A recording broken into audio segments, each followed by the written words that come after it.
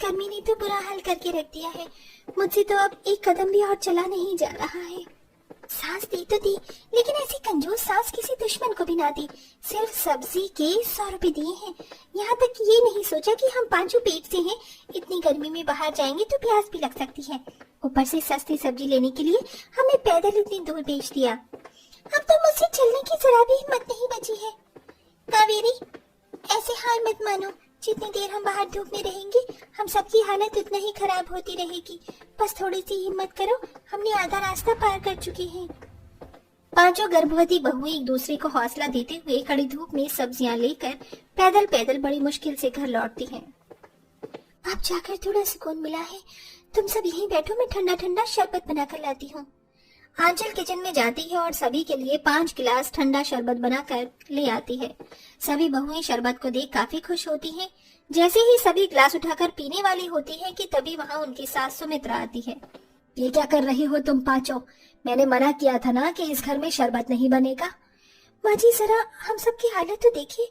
हम सब पेट से हैं और ऊपर से आपने हमें इतनी दूर पैदल पैदल सब्जी लेने के लिए भेज दिया।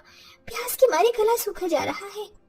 तो मैंने कौन सा तुम पांचों को बॉर्डर पर भेज दिया था जो प्यास के मारे मरी जा रही हो? इतनी ही प्यास लग रही है तो जाकर पानी पी लो। ये शरबती के गिलास ले जाकर मैं फ्रिज में रख रही हूँ। खबरदार तुम में से किसी ने इसे पिया तो। जानते भी हो शरबत बनाने में कितनी चीजों का इस्तेमाल होता है। ये सब चीज क्या तुम पांचों अपने मायके से मंगवाती हो? जब से घर में आई हो तब से फिजूल खर्च की तो हद मचा रखी है। अपनी सास का ऐसा बर्ताव देख पांचों बहू की आंखों में आंसू आ जाते हैं।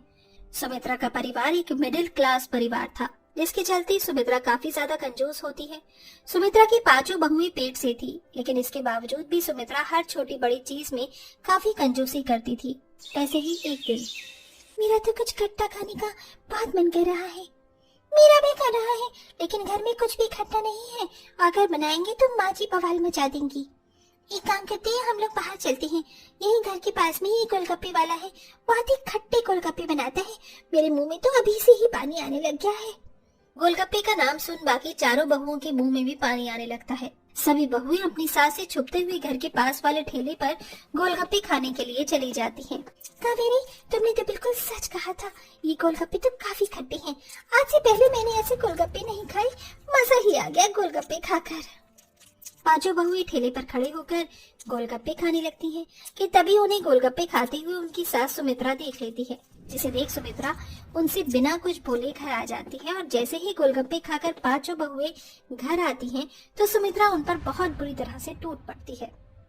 तुम पांचों की इतनी हिम्मत कि तुम पांचों चुप चुप कर बाहर गोलगप्पे खाने जाने लगी हो। माँ जी, हमारा खट्टा खाने का बड़ा मन कर रहा था, इसलिए हम लोग गोलगप्पे खाने के लिए चले गए। ना ना, करके भी तुम सब ने 50 रुपए के गोलगप्पे तो खा ही लिए होंगे। खबरदार, जो आज रात के खाने में किसी ने भी हाथ लगाया, तुम लोगों को आज रात का खाना ही भी नहीं मिलेगा, समझी? अपनी बहू की गर्भवती अवस्था को देखते हुए भी सुमित्रा को उन पर जरा भी तरस नहीं आता और अब वो उनका रात के खाने पर पाबंदी लगा देती है। तुम पांचों खाना क्यों नहीं खा रही हो? भूख नहीं लग रही है क्या? शाम को मैंने इन्हें खिला दिया था, इसलिए इनका पेट भरा हुआ है। तुम लोग खाओ। भूख के मारे पांचों गर्भवती बहू की जान निकल रही होती है, लेकिन अपनी सास के डर की वजह से बेचारी बहुएं अपने पतियों से कुछ नहीं कह पाती और ऐसे ही कुछ दिन और गुजर जाते हैं। माँ जी, आज हम पांचों को पुलाव खाने का मन कर रहा है, तो हम पुलाव बना लें क्या? अगर पुलाव बनाओगी तो कम से कम 1 किलो चावल के पुलाव बनेंगे।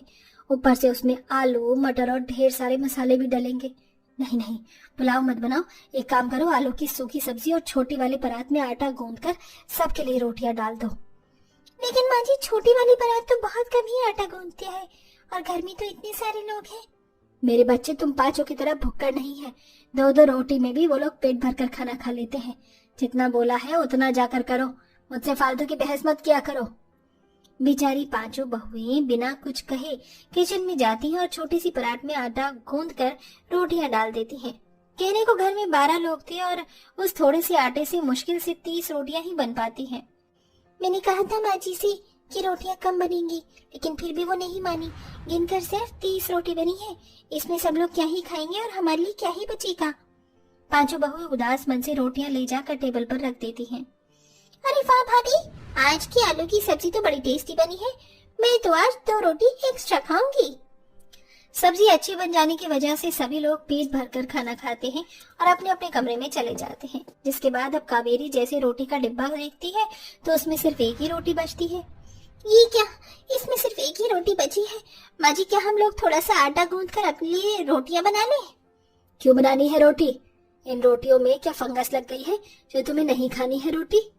माँ जी, अगर रोटी बची होगी तो खाएंगे ना। मैंने तो आपसे पहले ही कहा था कि थोड़े से आटे में क्या ही रोटियां बनेंगी।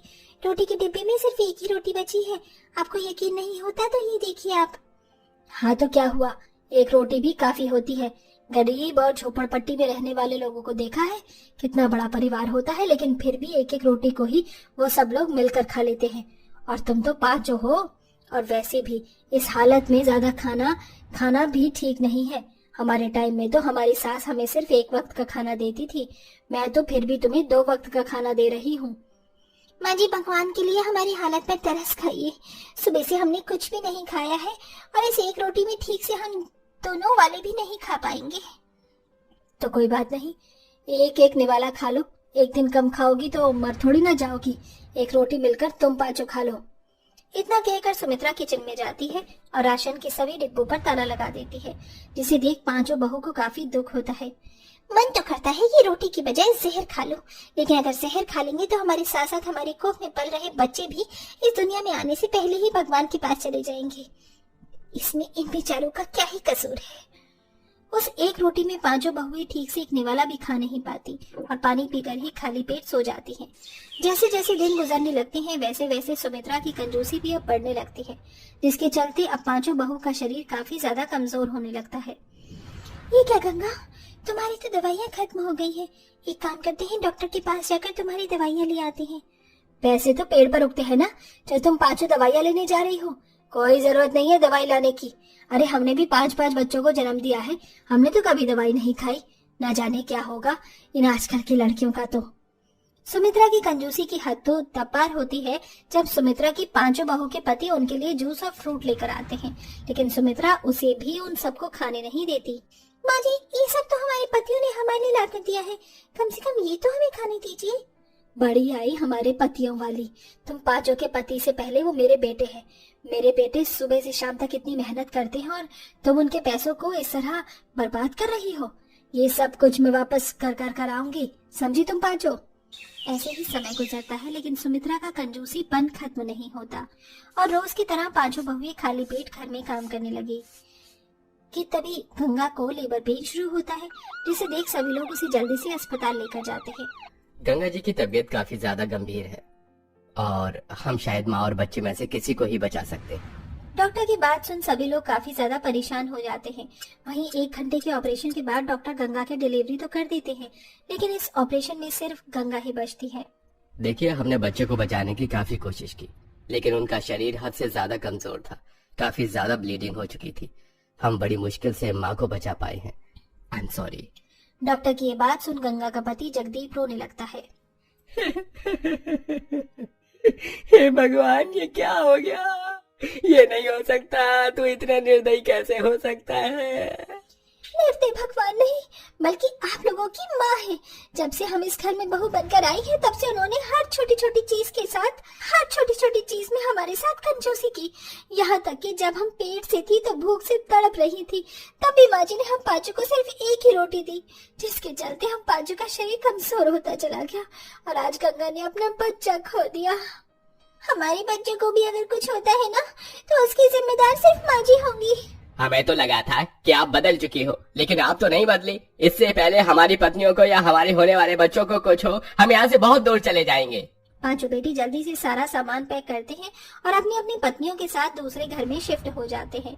वहीं कुछ दिनों में ही बाकी 4 की बहुएं ऑपरेशन से बच्चों को जन्म देती हैं।